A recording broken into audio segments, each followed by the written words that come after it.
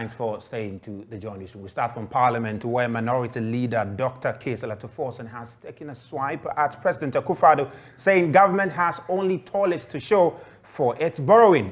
Concluding his debate on the President's State of the Nation address, Dr. Forson argued that this government has received more resources than any other government, but has nothing to show for it. Somebody must tell the president in the face that the time has come for him to act, and he must act now to save our livelihood. Mr. Speaker, the truth is that this government inherited so much goodwill. The people of Ghana gave them the benefit of the doubt. We have contributed so much resources for this administration. NDC managed with 1 oil field. They've had 3 oil fields, accumulated so much revenue, borrowed so much, had 820 billion Ghana cedis, had 130 billion US dollars. Yet, Mr. Speaker, they can only show us toilet. Mr. Speaker, MPP will be remembered as the only political party that took our economy from a healthy economy and landed it in the mortuary. Thank you, Mr. Speaker. Meanwhile, Majority Leader Osei Chairman Sabonsu wants Parliament to hold government to account for its borrowing. And you have the boldness to say that this really is bad governance. Mr. Speaker, may God forgive the trespasses. And the truth is that all of us have been negligent in our oversight responsibilities. Every government will strive to leave an indelible mark as far as development is concerned, because that is what the electorate shall remember the government for. However, we should equally be concerned about the means to that end. Every government has been borrowing to add to the stock of debt. Parliament should be the body to ensure that we spend within our means. Parliament does not have a committee on the economy to do this analysis for us. The NDPC, which exists to create a long-term development plan, is not properly situated.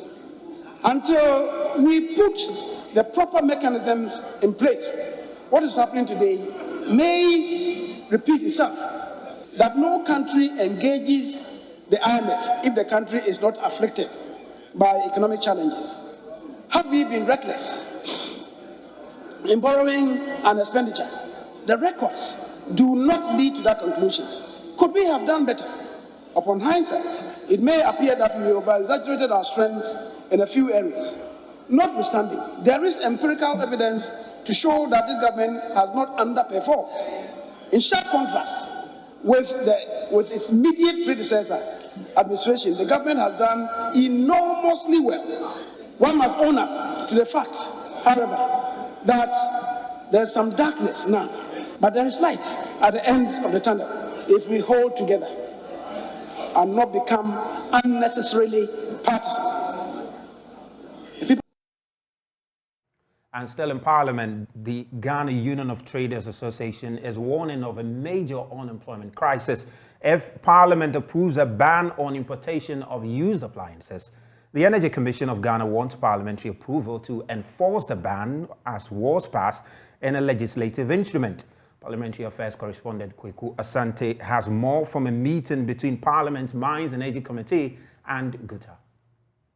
President of GUTA, Dr. Joseph Obeng, has been arguing before the parliamentary committee that the policy has not been well thought through. And if you say that we are banning used goods, then we are in effect saying that goods, electrical goods or electronic goods that have come into the system and in the use of people's homes that have reached about 10 years, automatically people have to be taken, we have to take measures to take these goods out of the household. Call my first fridge I bought, and it was a second-hand one. And that fridge is still in somebody else's use. It's been passed down so many times. So actually, when I heard about the ban, I was like, you're going to deprive a lot of people. Rankin said, we see the issues that are at stake and how we can get a middle ground for both parties. Chairman of the committee, Samuel Atachia, says he's wondering if this ban is only being implemented in Ghana. Because seated here, I'm thinking as a lawyer that, look, what this man is saying is very serious. Ghana is the only jurisdiction in which this absurdity is being pushed as a law. But in other jurisdictions, I mean, it's never the case. That's why I said, are you sure about this statement? Meanwhile, the committee will hold before it the Energy Commission to respond to the concerns of the traders. John Jinapo is minority spokesperson on mines and energy. Energy Commission should have at least consulted this committee. We have former ministers here, we have industry experts here, we have legal brains here, we have people with finance background, and we represent you. Chairman said we would invite Energy Commission. Certainly.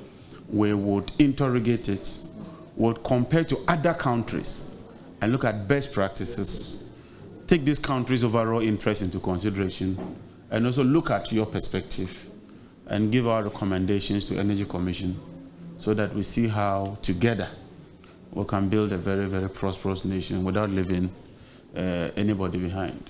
A number of appliances that are used in this country are imported. The Energy Commission has been raising significant concerns over the last few years that is causing some significant troubles to Ghana's energy sector. And they introduced this LI through Parliament seeking to ban the importation of used appliances. It is the concern of GUTA that not all used appliances are the same.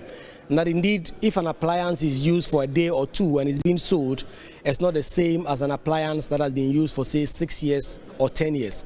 They are calling on the Energy Committee of Parliament and Parliament as a whole to intervene in this matter and get this LI withdrawn. They believe that this will lead to job losses and that ultimately this whole LI and the policy has been ill thought through. Reporting for JoyNews, Kweku Asante, Parliament House, Accra. Now, away from Parliament, the Bono Regional Communications Officer of the National Democratic Congress is asking government to retire the Commissioner General of the Ghana Revenue Authority.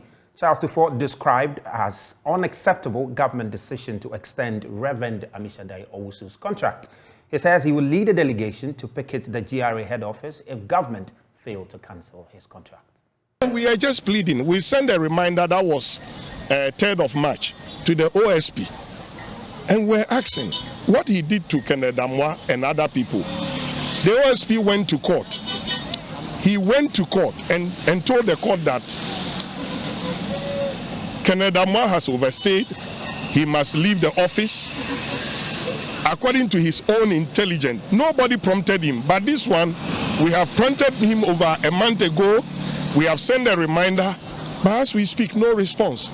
So we have decided to picket at the GRA headquarters come 24th of this month. We'll walk through Accra Sports Stadium through Parliament, Ridge Roundabout, and send our petition to the president that at least he should live by his word. We'll be 25 in number, 25 plus myself, and not more than 25. It will be lesser. We don't want to embark on demonstration. This is just a picketing, a walk to present our case. And I think the president must pay attention to his own word. I made reference to Domelevo of Auditor General, Mr. Kofinti, the same GRA, Kenneth Damwa, the same GRA. And you know that DSP Kofi Boachi is on leave to proceed on retirement. One of the finest in terms of operation and policing in this country.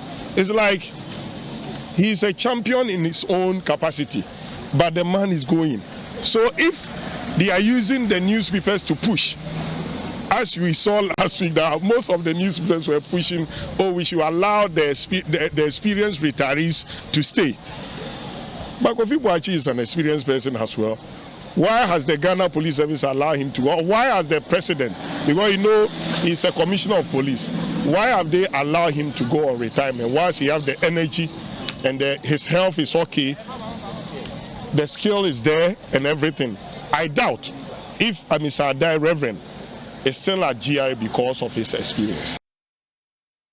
Now, the Ghana Mine Workers Union says it is worried by the development at the Benso site of the Golden Star Resources Wasa Limited, where illegal miners invaded the premises of the mining company and set fire to several company properties, including 2 ambulances. According to the General Secretary of the Union, Abdul Mumin Bana, though government is putting in much effort to tackle the illegal mining menace, the practice doesn't seem to be going away anytime soon.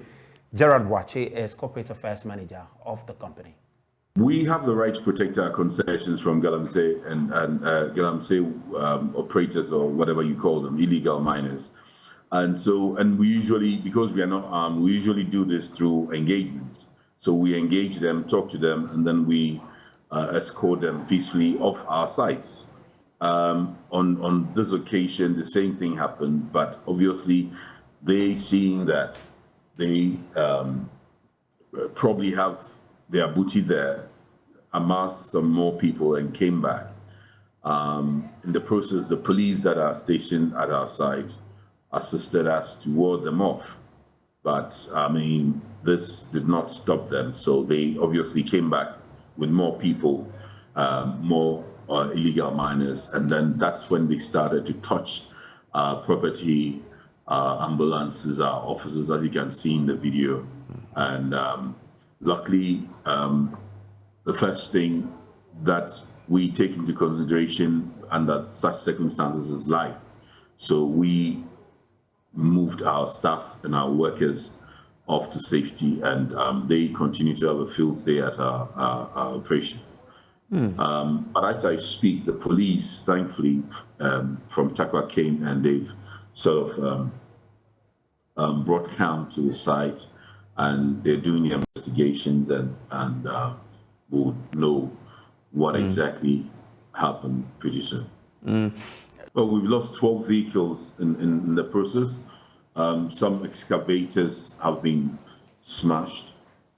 The vehicles include an ambulance, you know, and these ambulances, we use it for the community and ourselves, not just for ourselves. So, and our officers' computers, air conditions, I mean, we lost them. Some of our security guys sustained injuries. They've been treated and discharged, and some of our the police that are supporting us also. Now, she woke up one day with a little swell close to her right eye and thought it was something she could treat on her own. But that was when her discomfort even started. Paulina, age 33 and a class 4 teacher, has tried various forms of treatment with no improvement in her condition. Irama Aqua reports that she needs financial help to travel out of the country for treatment. Because everybody would like to find out what is happening to your eye. Some people will even talk for you to feel like you should even kill yourself, and then everything will be okay. 33-year-old class 4 teacher Paulina Ejay has been in discomfort for the past 5 years. It has delayed my everything. You know, you see, sometimes I feel very inferior to join my friends. I don't feel like joining them. I don't even join people. Like, I don't feel like going into a group of people. Paulina says it all started when she woke up one morning with a little swell very close to her right eye. She visited various hospitals, including the Sunyani Municipal Hospital, to find out what the cause of the swell was. Several prescriptions were given her, but there was no improvement. For 5 years, she's been struggling with her condition, and this, she says, has affected her daily routine. Started in 2018. I was by then pregnant, 3 months pregnant. I woke up one day and then I saw that there was a little swelling there. So I showed it to my mom. I'm in the house with my mom. I showed it to her that I've seen something. She should touch and see. So she touched and she told me, yes, she could also feel there's something there. The uncomfortable, itchy eye has led to a situation where some liquid constantly drips from her eyes when she's teaching. Walking in the sun has become the toughest nightmare, and this has made her avoid public gatherings. It's painful, and sometimes too, it's itchy. And then when you pass through the sun, Like you see tears coming out, and even the doctor said it has sealed the hole over here, and so the tears that are supposed to go inside cannot go inside. So even if you're teaching, you see the eyes watery coming out of your eye. 33-year-old mother of two says she has visited hospitals both in the Bono, Ahafo, and the Greater Accra regions, but there seems to be no solution to her predicament.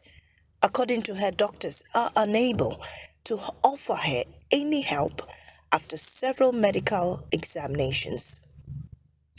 Medical officials say some microorganisms have built up in her head, and that requires a surgery that could be done in India. There was a time I met one doctor, and he said he has a series of friends in India, and so I should bring my report. He took my photograph and sent it to India. They brought a report that they can help me through it, but I have to pay a huge amount for that.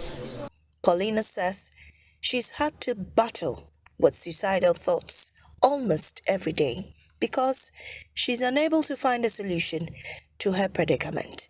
Series of it, but when I take a look at my child, I just say to what if I leave, who is going to take care of the child?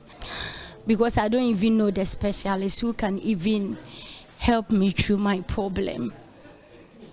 So if there is anyone out there that can help me raise the amount the doctors are talking of. Paulina needs immediate help as the swell keeps pushing her right eye.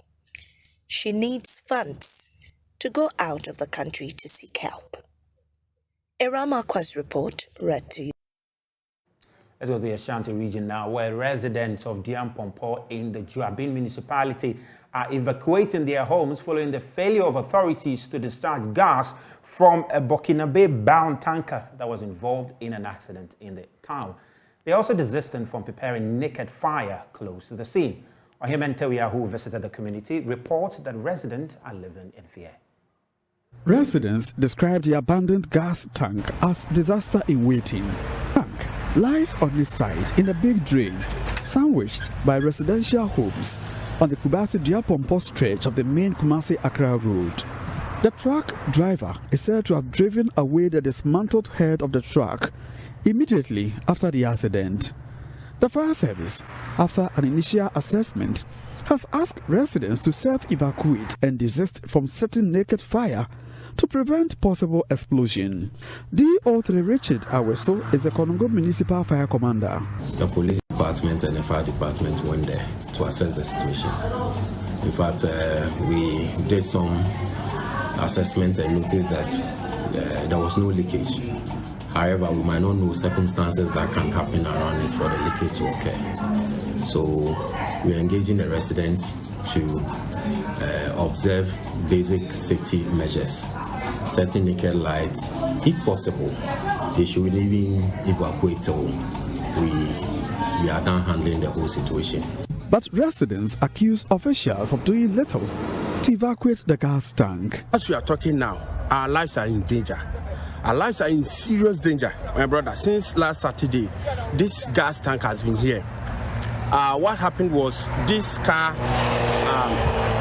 had an accident, and the MTTD police managed to take away the head of the car and left the tank, which can explode and kill a lot of people here. Fire commander told me yesterday that if we have the means, if it's possible, we should evacuate our families from this place. But you see, my brother, it's not easy. Finding a place for a whole family like this is not easy. This is my residence. And look at what is happening here. How do I sleep with my family? I can't sleep with my family. Because I think of myself, my family, and even the whole town. What will happen next? And so I just can't sleep. We are all living in fear. We are aware of a similar situation that cost a whole town. A similar situation can happen to this our small community too. The Municipal Fire Command is exploring possible options after several failed efforts to get the Burkinabe driver to evacuate the liquefied petroleum gas tank. The author Richard Aweso has appealed to residents to remain calm. We are not leaving any stone unturned. If they are not moving from their side, we are looking for another truck from either another OMC or dealer so that we can do that offloading even without their involvement. But until the gas tanker is removed, residents of Diapompo would continue to live in fear.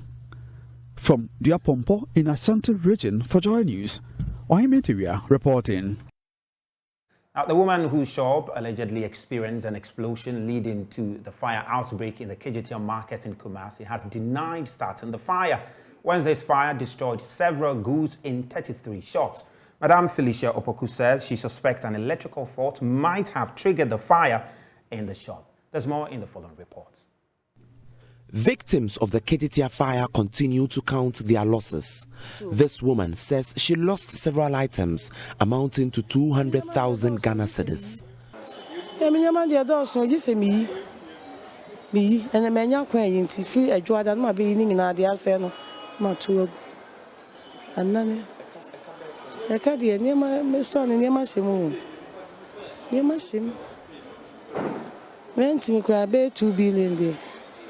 Ibewum eto ahoma ahoma ye de dwale ne ya ahoma ya hata so niema ana ahoma ye de pampa boa na tire tuntuma ye de tetili mototo nyina mitumbi o. The fire gutted the upper floors of the Kejetia market. It is alleged to have started from a shop where leather materials are sold. Shop owner Felicia Opoku has, however, denied any deliberate act to start the fire.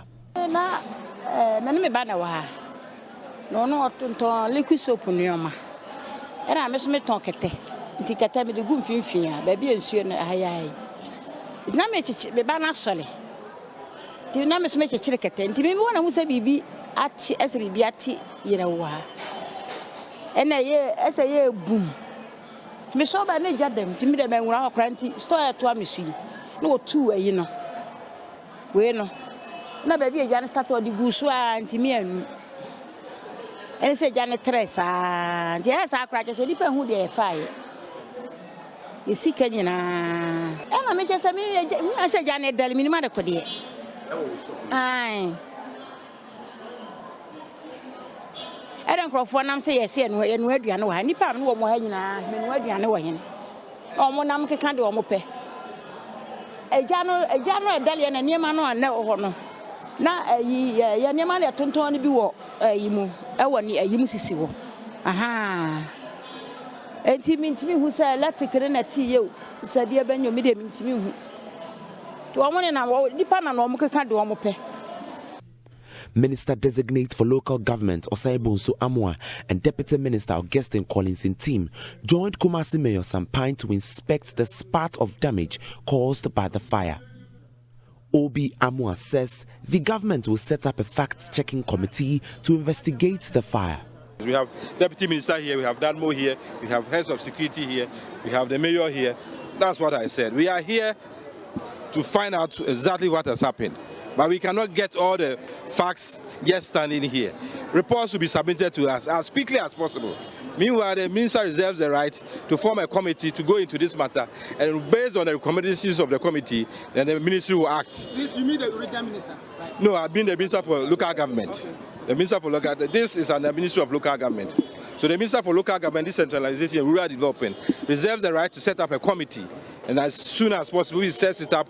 They will depend on the fact-finding issues and the recommendations of the committee to be able to go on as to how to prevent such a situation again, and especially to make sure that the new one which is being built, will not go through this process. The traders continue to mass up at the main gate of the market, awaiting managers to open the facility for trading. Kumasi Mayor Sampine has pleaded with the traders to be patient with the investigation process. Unfortunate situation, and we grieve over all the affected victims. But what I want to assure them is that the Assembly and government is ready to give the necessary assistance. Also, we are committed to make sure that the action is expedited, to make sure that they come back to their businesses. What I'll plead with them is that they should take heart, be patient with the processes. When you have such facilities and you have such catastrophes, definitely you cannot simply move in the day because you want to make some money. So we plead with them that what the timeline that we're giving to them, let's adhere to that and make sure that the right things are done so that we don't have a reoccurrence of this unfortunate situation. Meanwhile, traders whose shop were gutted by fire have pleaded for government support.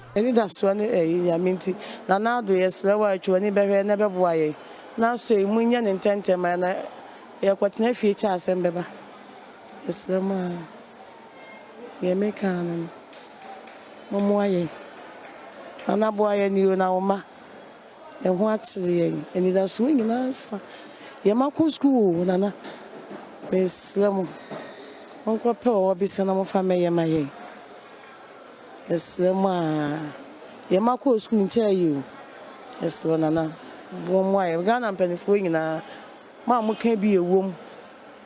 Monso, Mamma, we and you Marcus here.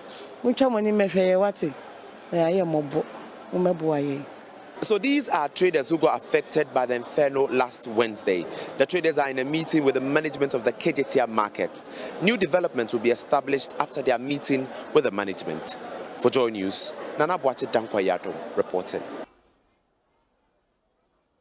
Now, the British Council have launched the VET Toolbox project to support human capital needs of value supply chain development and investment programs. The project will focus on supporting the facilitation of private-public dialogue and development of PPP.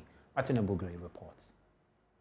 The VET Toolbox project is being implemented in the Northern Savannah and Northeast regions. It will help support vocational training institutions to deliver training in line with investment needs, stimulate VET reforms through capturing lessons learned, and promote good practices models, among others. Speaking at the launch, British Council Country Director Ni Dododo said there was a mismatch between skills and employment opportunities. Compare this to the fact that Ghana's youth unemployment situation is rising. The World Bank puts it at around 12% or more. And when it comes to underemployment, they put it around 50%. And all these are higher than the overall statistics in sub-Saharan Africa. Take this to the whole sub-Saharan Africa. 60% of Africa's population are under 25 years. And it's estimated that by 2030, 42% of young people globally will probably be living in Africa. All these show a total mismatch between employment opportunity and skills development. It's for this reason and more that we are excited to be here launching the VET Toolbox project. This is a project funded by the European Union and GIZ to support demand-driven and inclusive vocational education and training in all countries, in 11 countries in Sub-Saharan Africa. Programs officer at the macroeconomic unit of the European Union in Ghana, Marta Bridge-Nonne, call for partnership if they want to succeed. With the team from the city vet, also by Chancellor, it was in another context, but we were also discussing about how the European Union and the partner could maybe not make the difference, because it's not with one project that we can really make the difference. But if we are together, a project that is well embedded in our reality, in a context that exists, with or without a project. If we can rely on solid partnership and support from the national and regional authorities, in that case, we have a high chance of contributing to make changes. Changes for the people. the Director General of TVET Service Ghana, Mrs. Mawisi Awiti, said involving women was a good thing because of the huge numbers of female-headed households in the country. To be able to get the people very much empowered, not just provide the livelihoods, but you support it with markets. And the livelihoods I see as a toolbox, coming to build the capacity of the people in the country and targeting the North. Yes, the North, because God has blessed the North with many things. Just that we are underestimating and undervaluing. But I've done much of my work in the North, and I know what God has given to the North that we are ignoring. And I'm very much happy that women are being involved in this, because we have many female-headed households in this country. Now, the Bono East Nutrition Office of the Ghana Health Service is seeking to provide teenage girls in the area with weekly iron and folic acid tablets to prevent anemia. The initiative, which is dubbed the Girls Iron Folate Tablets Supplementation Program, is in partnership with the Ghana Education Service. And Asabit has more. The Girls Iron Folate Tablet Supplementation Program is a public health intervention project designed to provide adolescent girls with weekly iron and folic acid tablets free of charge to help prevent anemia. To help increase the intake of these tablets as well as address some misconceptions surrounding the GIFTS program, particularly amongst the general public, the Regional Nutrition Office of the Ghana Health Services is partnering with the Ghana Education Services to stage a walk through the streets of Chobodom to sensitize the public about the need to embrace this project. Letitia Bayo is the Bono East Regional Nutrition Officer. So this afternoon we are here to create awareness or on a sensitization campaign on an intervention we called Girls Iron Folic Acid Supplementation Program. This program has been ongoing since 2017, but it is realized that uptake or acceptance has been a challenge. There are times girls think that it's a family planning drug. Some parents do not allow their girls to take the supplement because they have their own reasons. Don't just understand why their adolescent girls should take the iron folic supplementation. But as the name indicates, it is a supplement, it's not a drug. A supplement is to make up your requirements for your daily need. So the iron folic acid, the aim is to boost up the iron levels of the adolescent girl so that with their monthly flow of blood through menstruation, they will not be anemic. Techiman North District Director of Education, Mrs. Theresa Prebu, on her part, emphasized the significance of the program and asked that the Directorate is instituting measures aimed at extending the sensitization course to other parts of the district. This program is very important. It's very key. You agree with me that when the nutritionist was talking, she kept mentioning school children. So we cannot say that we are not part of it. We are fully part of this program. And I told the students that they're going to be the ambassadors to this program. And I have my officers here, I have my CISOs are here. They also part of the program in the morning. So from here, they will take it up to the various circuits and disseminate the information to everybody in the district. I mean, we have a dispersed district, but we have CISOs who man those circuits. And once they are here to be part of the program, I think it will be easier sending it across to the rural areas. Dr. Alfred Kojo Ampov is the District Director of Health Services. He underscored the need to extend the program to all children in the area, including school dropouts.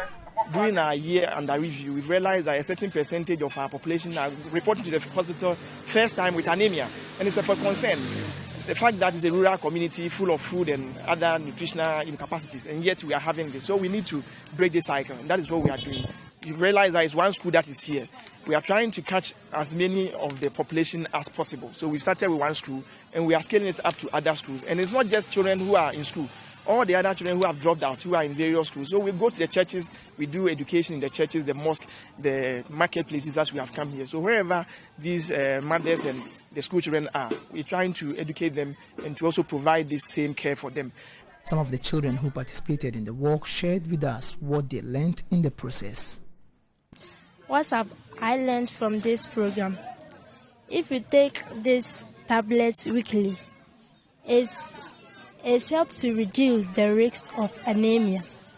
It helps you to be alert, active, and smart. Anna Sabit, JoyNews, Chobodo. Now, the National Health Insurance Authority in the Upper East region has revealed that the Boku municipality alone accounted for 40% membership shortfall of its 2022 year objectives. According to the regional director of the authority, this was due to the prolonged conflict in the area, which made it unsafe for staff to carry out membership registration in certain areas of the municipality. He said even when the staffs were available to carry out the registration, many people were unable to turn out due to the volatile security situation. The revelation was made at the 2022 annual performance review meeting of the authority in Bogotanga. Correspondent Albert Sori has more.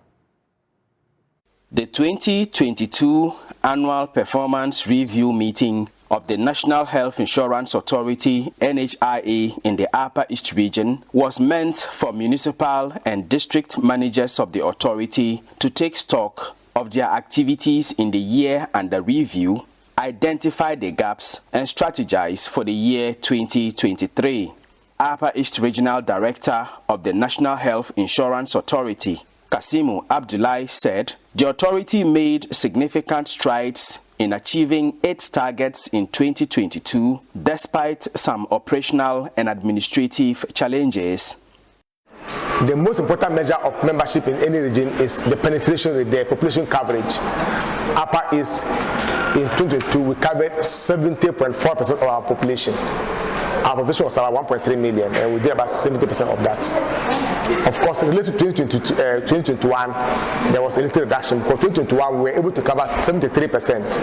But given the economic situation in 2022, it affected membership enrollment, and we dropped to 70%. Of course, but that still compares favorably with the national average of 54.5%. He said one of the major challenges the NHIA faced in the Upper East region was the conflict situation in Boku, which resulted in their inability to register clients onto the scheme. The Boku conflict, it spilled over the four operational districts there, Pusiga, Garu, and Boku West. So within the year, most activities could not be carried out, especially field work. Our work is mostly on the field. We had to restrict our field work because of the conflict. The NHI's membership registration target for 2022 was 160,218, but the achieved number was 135,377, representing 84.4% of the target. The shortfall was 24,841 membership registrations, and the Boko municipality contributed to 47% of this shortfall. This means out of 24,841 people who could not be registered for the National Health Insurance Scheme in the entire Upper East region, 11,675 of them came from the Boko municipality alone. Boko Municipal Manager of the National Health Insurance Authority, David Samari, describes how difficult it has been for his staff to do their work in the Boko municipality. One of the major areas where we really affected is the field work. You can't go to field because it's about your life. Sometimes when the conflict becomes serious, you might even have to close down the office for a week or more. One of the major achievements of the NHIA in the year 2022 was the introduction of the My NHIS app, which was launched in Tamale in December 2022 to allow Ghanaians enroll in the National Health Insurance Scheme even for fresh registrations. However, the Upper East Regional Directorate of the NHIA says it is still too early to be able to assess the impact of the app on subscriptions in the region. For JoyNews, Albert Sori, reporting from Bolgatanga.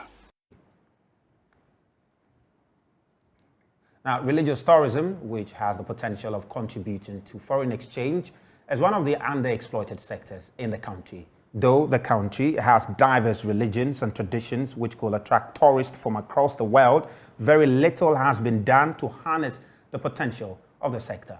Now, as part of JoyNews Ghana Man series, JoyNews Fred Kwame Asari spotlights the Kunde religion, which incorporates Christianity and traditional religion and shies away from doing evil.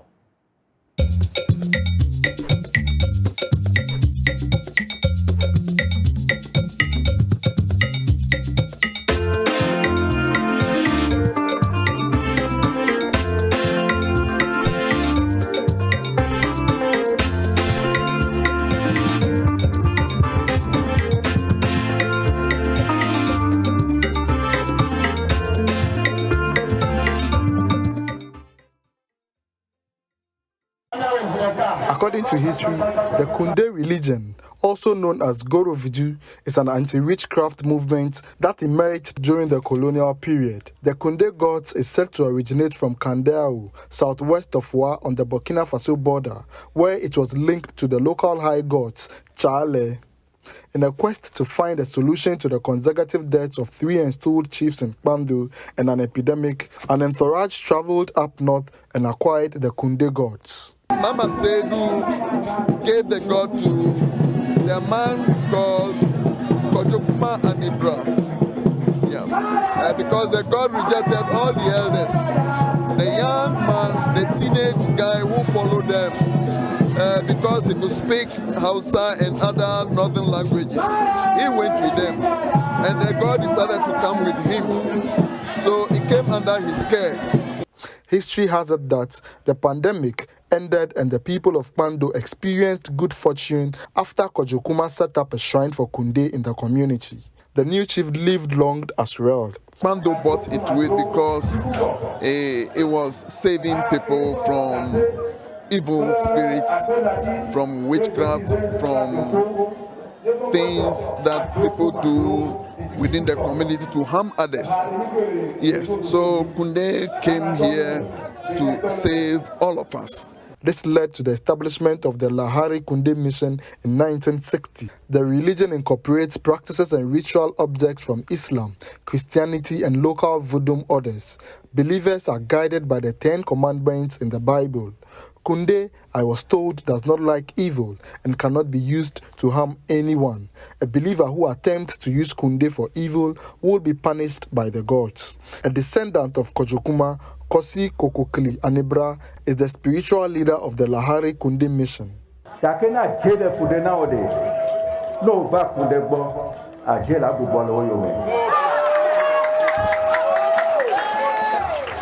More careful. Wo jimenya koko o ma no wo kunde gbo le jime bodi o wo jime hin la do viviti de kunde me no kunde be da se de ji o na wo jimenya koko no ko tu de ji o che etu ma pe ma ko wo. Brekete, Agbaja, and Adehu are performed during worship and other gatherings. Some believers often get possessed during performances. The religion, which suffered oppression from both Christians and traditionalists in the colonial era in Ghana, was accepted and is widespread in Togo, Benin, and other parts of the world, with Kpando being its ancestral homes. It got to a point in Kpando, the people said they didn't need a god anymore. So he took it out to the south, and in the south, they bought into it. That is how it got spread to other countries. Akpinifia, Tokbegan Dagadu, lamented the dying interest of natives in the religion, hence risks losing its ownership. Into Independence Day, Oye Bobo Kodoko over Yami Bubuwe, Omiabete Minyafi Bobo Cho, Yafonua do ole do le miakwasime, Mianai, Ekiche, Indedu, Yachela Jole Miasia. Ni mele kunde subosuboki li menola oda sisese de we dokomi anayi ko afibu butowa ava du le miasi. Believers from the West African sub-region embark on an annual pilgrimage to the shrine in Kpando to pay homage and remember the founder of the Kunde religion, Titibigu Kojokuma Anibra. During this period, sacrifices and cleansing are done, led by the priest and priestesses. The believers shave their hair and bath with special herbs to purify their body and soul. Revelers also visit Kpando to have a sight of the practices of the Kunde religion, also known as Goro Viju, and experience what the religion is made of. The economic benefits that it brings, the hotels, they are all good. Homes, okay, petty traders selling food and other things. It will bring us a lot if Ghana as a whole embrace this and do not think that it is, as the white man has labeled us, devil or boson or antichrist. That labeling should move away. It is a hope of leaders of the Kunde religion that the tourism authority would support package the pilgrimage to be sold to the Western world to generate foreign exchange. Fred Kwame Asari, Joy News, Kpando. Watching the JoyNews room. Yeah, we'll take a quick break, and when we return, we'll bring you business.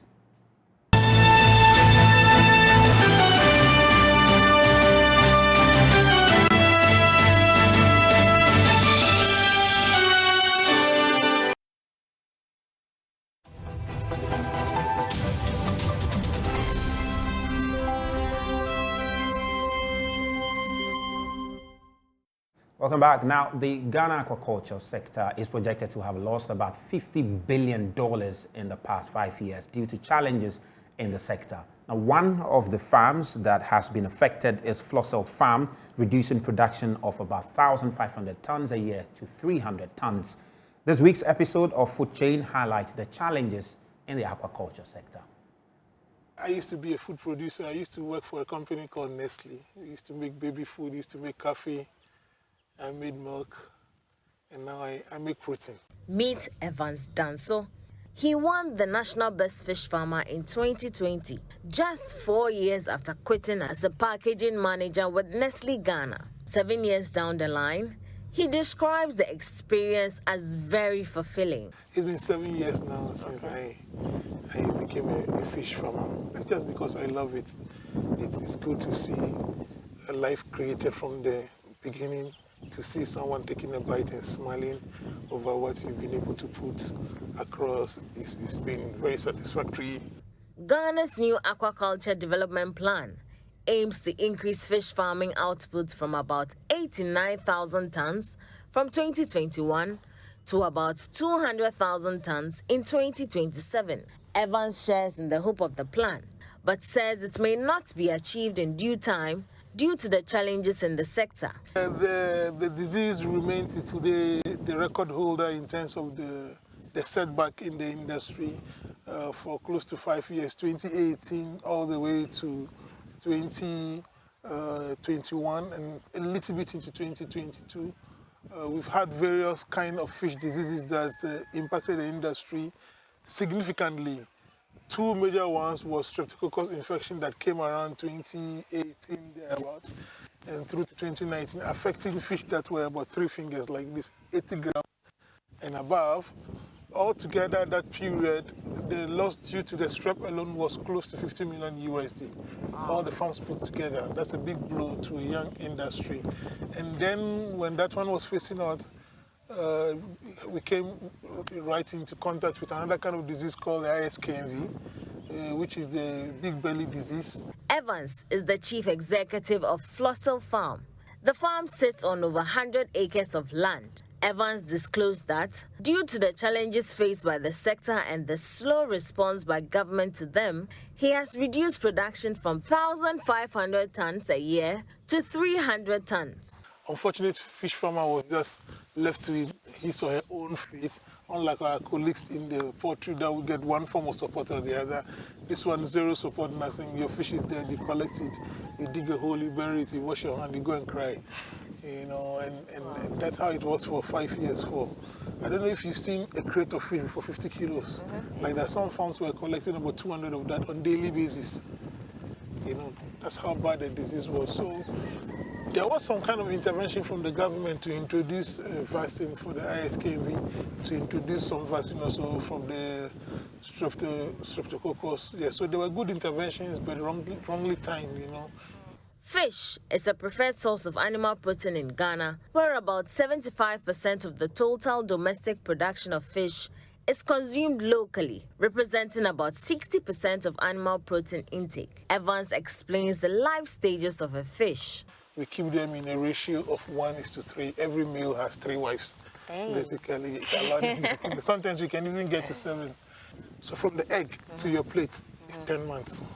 10 months. From the egg, from the time the feed, we collect the egg from the mother. Okay. To the time you eat it with your banku and pepper. So the egg to the fry, or? The egg to the fry is 8 days. The fry to the fingerlings is a maximum of 60 days. Okay. So the 60 days we can do party and do part at the nursery. And then from the fingerling stage to your plate now, it's 180 days. The global fish farming market size is expected to reach about $3 million by 2025. The sector has potential, especially to address unemployment in Ghana, if proper attention is given it. Watch the full interview tonight at 6 p.m. on the JoyNews channel. And the Pro-Vice Chancellor of the Ghana Telecom University, Professor Robert Hinson, says building the right customer experience is critical in ensuring the sustainability of the African Continental Free Trade Agreement. According to him, SMEs could collapse if they fail to build a resilient customer experience routine, and which will capture the needs of customers and ensure their satisfaction. He has been speaking on Joy Business Social. We've been touting this after thing. I said, I hear about trade barriers coming down. I hear about expansion in the African market. It's a 2 billion market. All those big words. So my question was, where is the role of marketing and service excellence in this whole Africa Continental Free Trade discussion? Because Isaac, with all due respect, even if the borders exploded, and I got an order from Richards Bay in South Africa, and I'm sitting in Ghana, email, I don't respond. When you call, I don't respond. When I say I'll deliver on Tuesday, I deliver on Saturday. Why would they buy for me again? I have no standards. I have no standard operating procedures. I have no service level agreements. I have no codes of service conduct. As an institution, I have corporate values. I've not broken them down to service behaviors people can follow. Meanwhile, I say Africa Continental Free Trade has come. And so what? You will not be competitive if you don't build service routines into that your SME. Locally, you will flop. Internationally, you will flop. So for me, whether you're a 2-man company or a 20-man SME, please sit down, get a sense of who are my customers. Please, what are their pain points? How will my service offering address their pain points? What do they expect me to do when the relationship starts? How will I monitor the temperature of the service relationship? How will I make corrective actions if problems occur? How will I recover if service failures occur? Simple questions. So here's my advocacy. Whether you are in manufacturing, B2B, B2C, to government, any type of institution, I beg you, try and get some simple service routines in place and have somebody monitor the temperature of the service relationship. Listen, in life, no relationship stays the same. So if you don't keep a constant tab on the evolving nature of a relationship, you can't assist to correct it when the customers you are serving are not happy with you anymore. So sometimes I think SMEs fail not because they can't pay the AFSA loan, but they create so many service errors, they face customer attrition, and they die. Because if you can't keep your customers happy, they won't keep spending with you. If they don't keep spending with you, you will not be profitable. If you are not profitable, you can't service the loan. If you can't service the loan, you will default. If you default, your company will die. Well, that's all we have for you on Joy Newsroom. There's more on myjoyonline.com. My name is Razak Musbau, and thanks for being a part of this.